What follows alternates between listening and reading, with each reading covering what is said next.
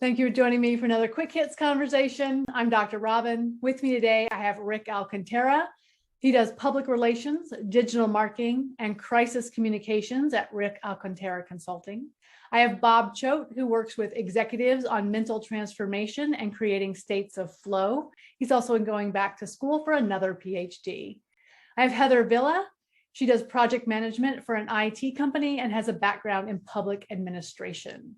The question I have for you today, is social media life fulfilling or life draining? Rick, you came up with this topic, so I'm going to ask you to kick us off.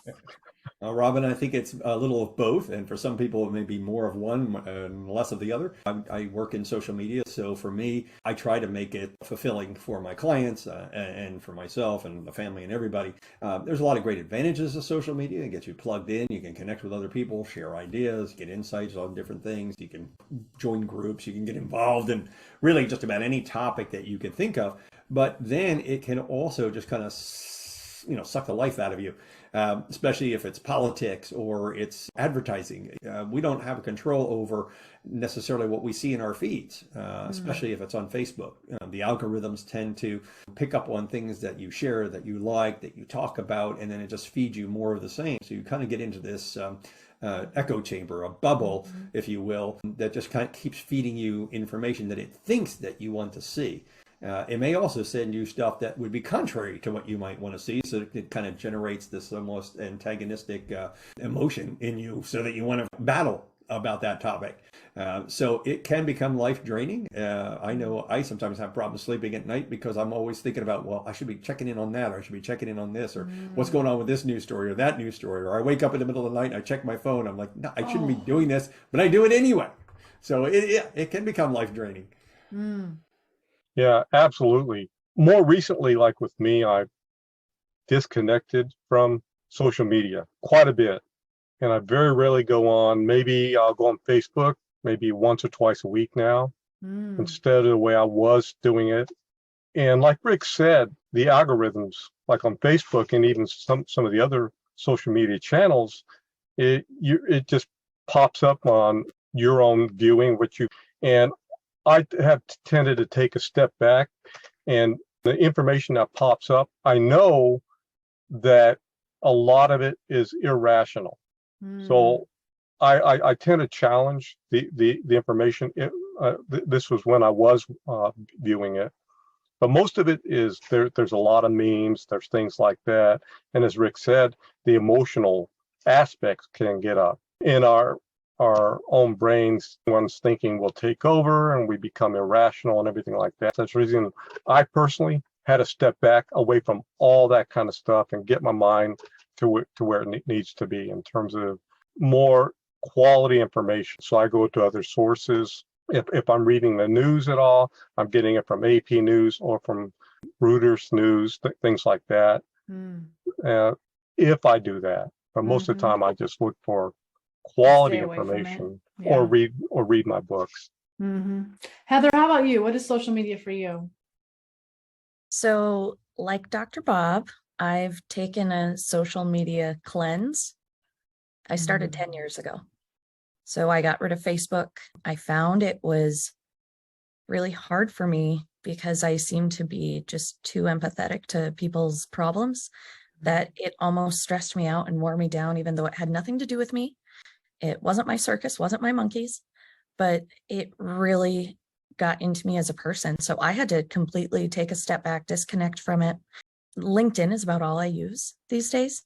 And even with that, I'm pretty critical about what's showing up, about blocking, about not following, unfollowing. If I see anything that is too personal, really, I want to be there for professional connections, and that's it.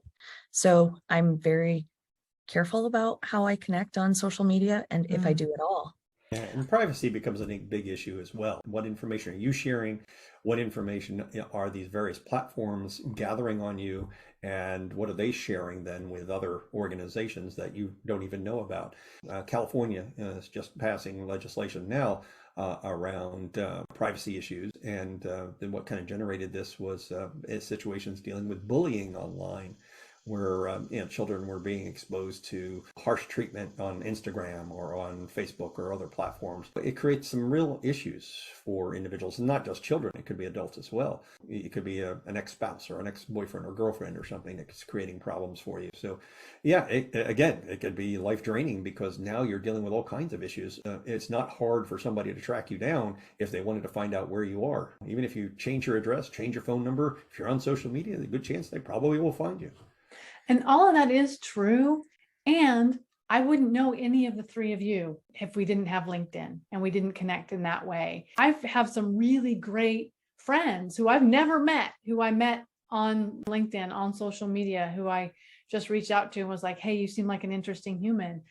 But to your point, Heather, I'm super intolerant of bad behavior, and I'll block, unfollow, eliminate just as fast as I'll invite someone to say, hey, who are you?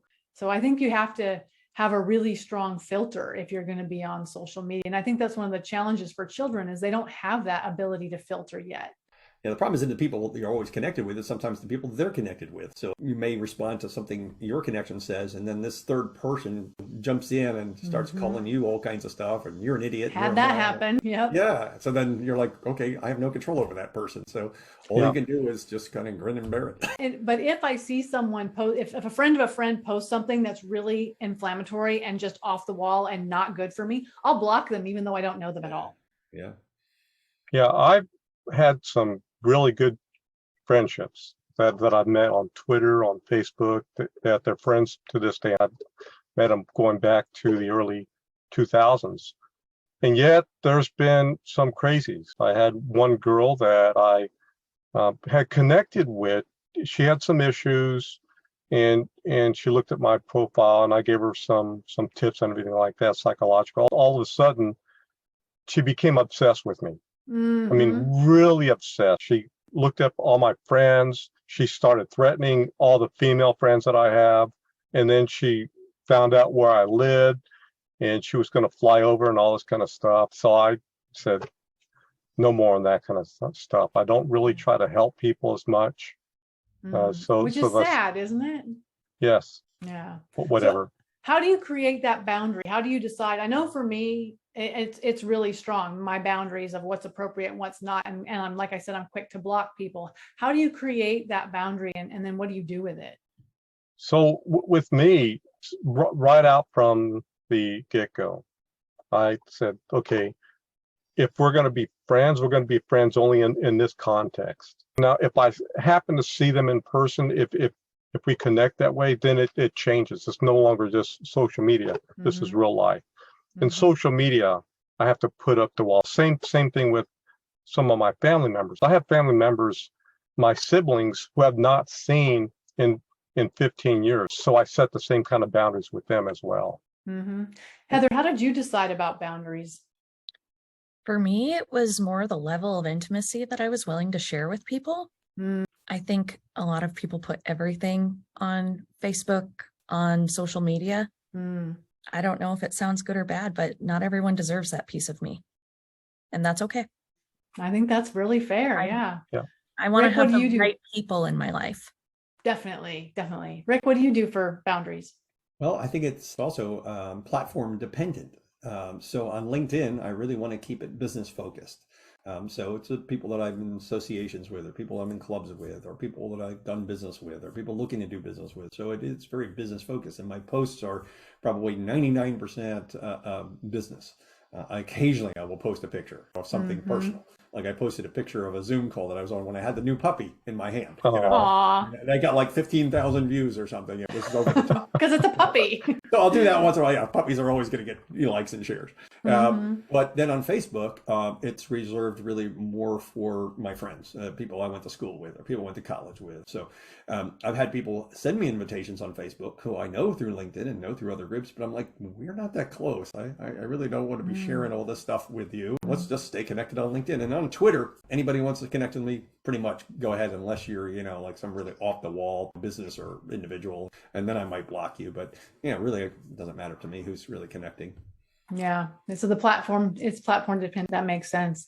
Well, that is our 10 minutes. So I'm going to cut us off there. I think this is a really broad topic and has a lot of connotation that people need to consider around social media, especially those people who have children who have to kind of think about growing up in the social media world, because that's just how it is. So thank you so much for sharing your tips and how you handle it and what you think about. I think that's really helpful. And I look forward to speaking to each of you again really soon.